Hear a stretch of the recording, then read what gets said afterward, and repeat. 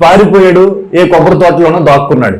అమ్మయ్యా వచ్చేసాను, నన్ను ఇంకెప్పుడు ఎవరు చూడట్లేదు. కానీ ఎవరు చూస్తున్నారు? అదే అంటున్నారు ప్రభు 24వ వాక్యం, నాకు కనబడకుండా రహస్య స్థలములలో తాగగలిగిన వ్యక్తి ఎవరైనా ఉన్నారా? నేను భూమి ఆకాశములందంతటి యందు ఉన్నవాడని.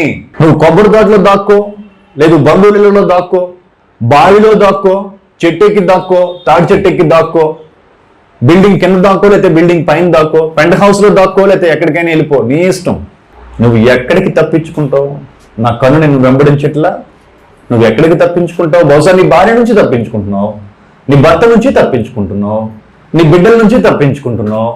నీకు కనబడకుండా ఉండాలని ఏంటేంటో చేసేసుకుంటూ దాక్కుంటున్నావు, నీ పరిస్థితులను దాచేసుకుంటున్నావు. ఎక్కడికి వెళ్ళగలరు మీరు? గట్టిగా తలుపేసేసుకొని, పెద్ద గుళ్ళని పెట్టేసుకొని, తాళం కప్పిని తీసేసుకొని ఒక్కరుగా కూర్చో ఇంట్లో. నీకు తెలుసా, దేవుడి కన్ను అక్కడ కూడా ఉన్నది.